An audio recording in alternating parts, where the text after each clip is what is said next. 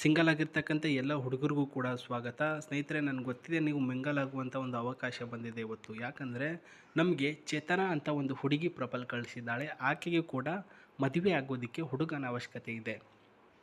ಅಷ್ಟಕ್ಕೂ ಈಕೆ ಯಾವ ರೀತಿಯ ಹುಡುಗನ ಹುಡುಕಾಟ ಮಾಡ್ತಾ ಇದ್ದಾಳೆ ಅಂತ ಹೇಳೋಕ್ಕೂ ಮುನ್ನ ಈಕೆಯ ಮಾಹಿತಿ ನೋಡ್ಕೊಂಡು ಬರೋಣ.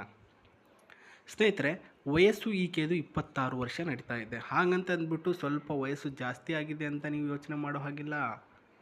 ಸೊ ನನ್ನನ್ನು ಇಷ್ಟಪಡುವಂಥ ಹುಡುಗಿ ಸಿಕ್ಕರೆ ಸಾಕಲ್ಲಪ್ಪ ಅನ್ನೋ ರೀತಿಯಲ್ಲಿ ಯೋಚನೆ ಮಾಡಿ ನೀವು, ಆಯಿತಾ?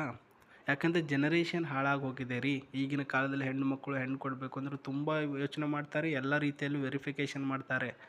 ಅದಕ್ಕೋಸ್ಕರ ಹೇಳ್ತಾ ಇರೋದು. ಚೇತನ ಹಳೆಬೀಡು ಪಾಳ್ಯ ಪ್ರಸ್ತುತ. ಈಕೆ ಹೆಸರು ಬಂದ್ಬಿಟ್ಟು ಚೇತನ ಗೌಡ್ರು ಇವರು. ಇದು ಊರೆಲ್ಲಿ ಬರುತ್ತೆ ಅಂದರೆ ಹಾಸನ ಜಿಲ್ಲೆಯ ಬೇಲೂರು ತಾಲೂಕಿನ ಹಳೆಬೀಡು ಅಂತ ಬರುತ್ತೆ. ಐನೋ ಅಲ್ಲಿ ಇರ್ತಕ್ಕಂಥವ್ರು ಗೊತ್ತಾಗುತ್ತೆ, ನನಗಂತೂ ಎಲ್ಲಿದೆ ಅಂತ ಗೊತ್ತಿಲ್ಲ. ರಾಶಿ ಬಂದು ಮೀನ ರಾಶಿ, ನಕ್ಷತ್ರ ಬಂದ್ಬಿಟ್ಟು ರೇವತಿ ನಕ್ಷತ್ರ. ಬಹುಶಃ ನೀವು ರಾಶಿ ನಕ್ಷತ್ರ ನಂಬೋರಾಗಿದ್ದರೆ ಇವರ ಒಂದು ಜಾತಕ ಕೂಡ ಕೊಡ್ತಾರೆ, ಚೆಕ್ಕಿಂಗ್ ಮಾಡ್ಕೋಬೋದು. ಆ್ಯಂಡ್ ಉದ್ಯೋಗ ಬಂದು ಹೋಟೆಲ್ ಅಡುಗೆ ಸಹಾಯಕಿಯಾಗಿ ಕೆಲಸ ಮಾಡ್ತಾ ಇದ್ದಾರೆ. ಅಡುಗೆ ಒಂದು ಹೋಟೆಲ್ನಲ್ಲಿ ಇರುತ್ತಲ್ಲ, ಸೊ ಆ ಒಂದು ಫೀಲ್ಡ್ನಲ್ಲಿ ಒಬ್ಬ ಹೆಲ್ಫರಾಗಿ ಕೆಲಸ ಮಾಡ್ತಕ್ಕಂಥದ್ದು ಈ ಒಂದು ಚೇತನ. ಹುಡುಗಿಯ ಸ್ವಭಾವ ಬಂದು ಕೆಲಸದಲ್ಲಿ ಯಾವತ್ತೂ ಆಸಕ್ತಿ, ಬೆಳಗ್ಗೆ ಬೇಗ ಏಳೋದು, ಮನೆ ಕೆಲಸ ಮಾಡಿ ಕೆಲಸಕ್ಕೆ ಹೋಗುವಂಥ ಒಂದು ಗುಣ. ಇವರ ತಂದೆಯವರು ಸಹ ಅಡುಗೆ ಕೆಲಸ ಮಾಡ್ತಾರೆ ಇದೇ ಒಂದು ಹೋಟೆಲ್ನಲ್ಲಿ. ತಾಯಿಯವರು ಗೃಹಿಣಿ ಮತ್ತು ತಂಗಿಯೊಬ್ಬರು ಕಾಲೇಜ್ ಓದ್ತಾ ಇದ್ದಾರೆ. 2 ಜನ ಹೆಣ್ಣು ಮಕ್ಕಳು ಇವರ ತಂದೆ ತಾಯಿಯವರಿಗೆ. ಈ ಒಂದು ಚೇತನ ಅಂತಕ್ಕಂತಹ ಹುಡುಗಿಗೆ ಯಾವ ರೀತಿಯ ಹುಡುಗನ ಅವಶ್ಯಕತೆ ಇದೆ ಅಂದರೆ, ಪಾಯಿಂಟ್ ನಂಬರ್ 1, ಜವಾಬ್ದಾರಿಯುತ ಒಬ್ಬ ಜೀವನ ಸಂಗಾತಿ, ತನ್ನ ಕುಟುಂಬಕ್ಕೂ ಮತ್ತು ನನ್ನ ಕುಟುಂಬಕ್ಕೂ ಸಮಾನ ಗೌರವ ಕೊಡುವವನಾಗಿರಬೇಕು.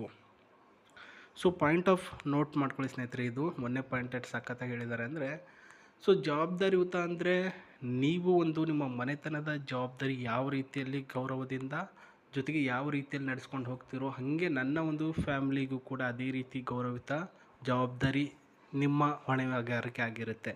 ಯಾಕಂದರೆ ಇವರ ಮನೆಯಲ್ಲಿ ಗಂಡು ಮಕ್ಕಳು ಯಾರೂ ಇಲ್ಲ, ಎಲ್ಲರೂ ಕೂಡ ಹೆಣ್ಣು ಮಕ್ಕಳೇ ಆಗಿರುವ ಕಾರಣಗಳಿಂದ ಪ್ರಸ್ತುತ ಈ ಒಂದು ಮಾತನ್ನು ಹೇಳಿದ್ದಾರೆ. ನಮ್ಮ ಕುಟುಂಬಕ್ಕೂ ಕೂಡ ಸಮಾನವಾಗಿರ್ತಕ್ಕಂಥ ಗೌರವ ಕೊಡುವಂತಹ ಒಬ್ಬ ಹುಡುಗ ಆಗಿರಬೇಕು ನೀವು ಅಂತ ಹೇಳಿದ್ದಾರೆ.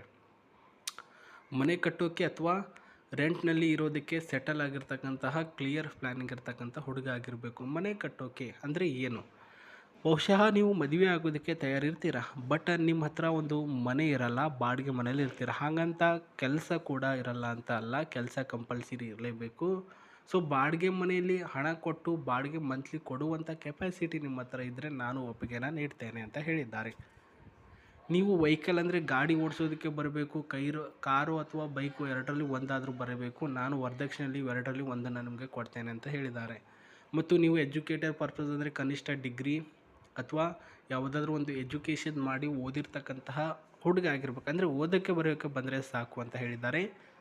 ಯಾವ ಕೆಲಸನಾದರೂ ಮಾಡಿ, ಒಟ್ಟಿನಲ್ಲಿ ಒಂದು ಒಳ್ಳೆಯ ರೀತಿಯಲ್ಲಿ ಮಾಡಿ, ಕೆಟ್ಟ ಹ್ಯಾಬಿಟ್ಸ್ ಯಾವುದು ಬೇಡ ಅಂತ ಹೇಳಿದ್ದಾರೆ. ಈ ವಿಷಯಗಳಿಗೆ ಸಂಬಂಧಿಸಿದಂತೆ ನೀವು ಒಪ್ಪಿಗೆಯನ್ನು ನೀಡುವಂತಹ ಹುಡುಗ ಆಗಿದ್ದರೆ ನಿಮ್ಮ ಬಯೋಡಾಟಾಗಳನ್ನು ನನಗೆ ಜಿಮೇಲ್ ಐಡಿಗೆ ವಿಡಿಯೋದ ಕೆಳಗಡೆ ಇರ್ತಕ್ಕಂಥ ಡಿಸ್ಕ್ರಿಪ್ಷನಲ್ಲಿರ್ತಕ್ಕಂತಹ ಸಂಪೂರ್ಣ ಮಾಹಿತಿಗೆ ಜಿಮೇಲ್ ಐಡಿಗೆ ಕಳುಹಿಸಿಕೊಡಿ ಅಂತ ಹೇಳಿದ್ದಾರೆ. ಬೇಗ ಬೇಗ ಕಳುಹಿಸಿಕೊಡಿ. ಆ್ಯಂಡ್ ಇವಾಗ ಈ ಕಡೆ ಬರೋಣ. ಈ ಒಂದು ಕಾರುಗಳನ್ನು ನೋಡ್ತಾ ಇದ್ದೀರಲ್ಲ, ಮಿಸ್ಟೋಬಿಸಿ, ಇದೊಂದು ಯಾವುದೋ ಪಜಾರೋ ಅಂತ ನೋಡಿ ಸ್ನೇಹಿತರೆ, ಸ್ಪೋರ್ಟ್ಸ್ ಕಾರ್ ಇದು. ಸೊ 2005ನೇ ಇಸ್ವಿಯಲ್ಲಿ ಈ ಒಂದು ಕಾರು ಸ್ಟಾರ್ಟ್ ಆಗುತ್ತೆ ಸ್ನೇಹಿತರೆ. ತುಂಬ ಓಲ್ಡ್ ಮಾಡೆಲ್ ಇದು ಕಾರು. ಇದನ್ನು ಈ ಒಂದು ಹುಡುಗಿ ಒಂದು ಅಟ್ರಾಕ್ಷನಲ್ಲಿ ಇಷ್ಟಪಟ್ಟಿರ್ತಕ್ಕಂಥ ಕಾರು. ಅದೇ ರೀತಿಯಲ್ಲಿ ಟಾಟಾ ಪಂಚ್ ಕಂಪ್ನಿ ಕಡೆಯಿಂದ ಈ ಒಂದು ಕಾರಿನ 2ನೇ ರೀತಿಯಲ್ಲಿ ಬಿಡುಗಡೆ ಮಾಡ್ತಾರೆ. ಸೊ ಅದನ್ನೇ ಇವರು ತೆಗೆದುಕೊಳ್ಬೇಕು ಅಂತ ತೆಗೆದುಕೊಂಡಿರ್ತಾರೆ. ಆವಾಗಿನ ಕಾಲದಕ್ಕೆ ಇದು 2 ಲಕ್ಷ ರೂಪಾಯಿ ಬೆಲೆ ಬಾಳುತ್ತೆ ಸ್ನೇಹಿತರೆ. ಸೊ ಆಗಿನ ಕಾಲದಲ್ಲೇ ಇವರ ತಂದೆಯವರು ಈ ಒಂದು ಕಾರನ್ನು ಖರೀದಿ ಮಾಡಿತ್ತು. ಇವಾಗ ಇದನ್ನೇ ನನ್ನ ಒಂದು ಮನೆಯ ಅಳಿಯನಿಗೆ ಗಿಫ್ಟಾಗಿ ಕೊಡೋದಾಗಿ ಇವರ ತಂದೆಯವರು ಹೇಳಿರ್ತಾರೆ. ಅದಕ್ಕೋಸ್ಕರ ನಿಮಗೆ ಈ ಒಂದು ಗಾಡಿ ಗಿಫ್ಟಾಗಿ ಸಿಗ್ತಾ ಇದೆ. ಗಿಫ್ಟ್ ಅಂದರೆ ವರದಕ್ಷಿಣೆ ರೀತಿಯಲ್ಲಿ ಸಿಗ್ತಾ ಇದೆ ಅನ್ನೋದು ಮಾಹಿತಿ. ಸೊ ಹೆಂಗಿದೆ ಈ ಗಾಡಿ ಅಂದರೆ, ಒಳ್ಳೆಯ ಸ್ಪೋರ್ಟ್ಸ್ ಕಾರ್. ಇಂಜಿನ್ ಬಂದು 2477 ಇಂಜಿನ್. ಸೊ ಟೋಟಲಿ ಹೇಳಬೇಕು ಅಂತಂದು diesel variant, petrol not variant ಆಗಿರುತ್ತೆ. ಟಾಪ್ ಸ್ಪೀಡ್ ಬಂದರೆ 180 ಕಿಲೋಮೀಟರ್ನ ಟಾಪ್ ಸ್ಪೀಡ್.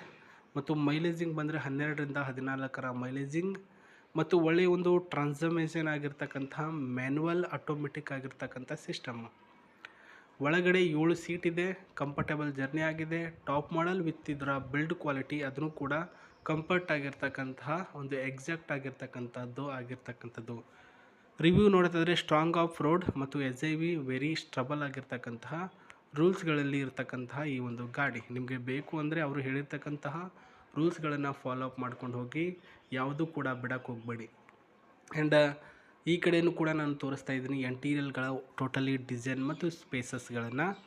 ಇದೊಂದು ಏನು ನೋಡ್ತಿದ್ರಾ, ಐ ಥಿಂಕ್ ಒಂದು ಸ್ಪೇಸು ಅಂದರೆ TV ಸ್ಪೇಸ್ ಆಗಿರಲಿ ಅಥವಾ ಬೋರ್ ಹೊಡೆದಾಗ ಒಂದು ಮ್ಯಾಪ್ ಆಗಿರಲಿ ಅಥವಾ ಏನಾದರೂ ವೀಡಿಯೋ ನೋಡ್ಕೊಂಡು ಹೋಗುವುದ ಸ್ಪೇಸ್ ಆಗಿರುತ್ತೆ.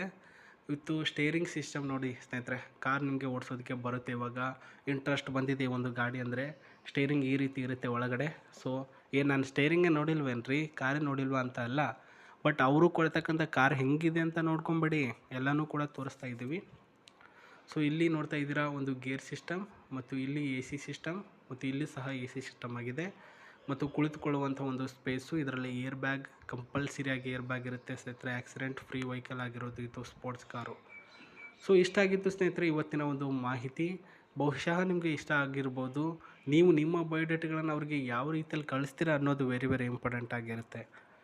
ಸೊ ಇದು ಇವತ್ತಿನ ಒಂದು ಮಾಹಿತಿ. ಮತ್ತೆ ನಾನು ನಿಮಗೆ ಸಿಗ್ತೀನಿ ಸ್ನೇಹಿತರೆ. ಅಲ್ಲಿವರೆಗೂ ನನ್ನ ಚಾನಲನ್ನು ನೋಡ್ತಾ ಇರಿ. ನಮಸ್ತೆ, ಟೇಕ್ ಕೇರ್, ಬಾಯ್.